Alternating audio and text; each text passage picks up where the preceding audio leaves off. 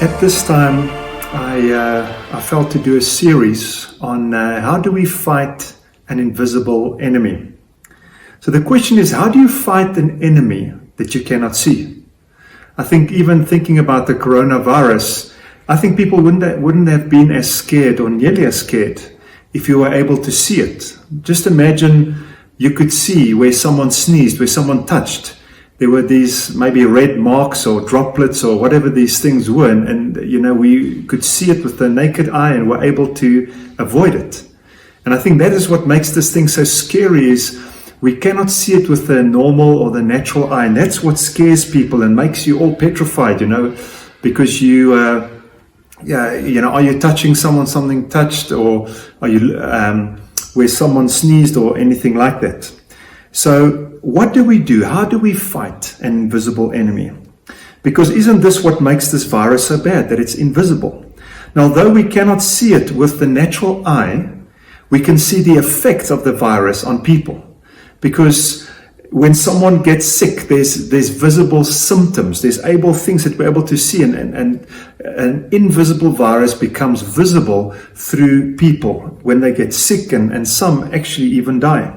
So what if I tell you that we are actually used to living in a world that's actually got many invisible things? Think of the wind.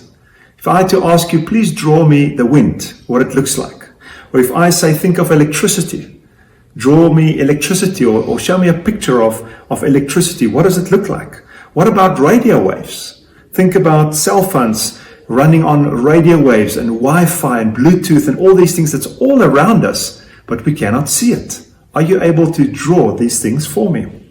You see, we do not know what they look like. We cannot see them with the naked eye, but we can see their effects on something, isn't it? So, today I want to tell you that to fight an invisible enemy, we need to have, obviously, invisible weapons, which God has graciously and generously provided for us. And this is what we call faith. You see, friend, faith, the Bible describes, listen to how the Bible describes faith in Hebrews 11. It is being sure. So I am sure there's electricity when I see its effect. I'm sure there's a wind when I see its effect. It says faith is the same. It's being sure of something that we hope for. It's being certain of what we do not see.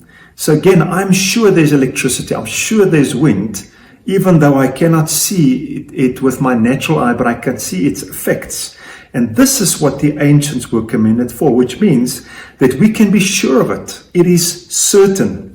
Just as certain and sure as the existence of wind and electricity and radio waves, so the Bible says that we can be sure about faith, the existence of faith.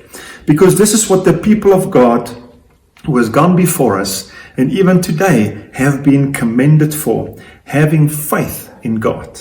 For in chapter 11 of Hebrews, we see the certainty, the evidence of faith at work in various people's lives, how faith was visible throughout their lives. And this is the journey that we are going to go on, to see and learn from their example, to build our faith, knowing that the same faith can work powerfully through us. As electricity powers a city, or radio waves powers millions of cell phones, so I want to show you how faith can empower our lives and allow us and enable us to do great and amazing things for God.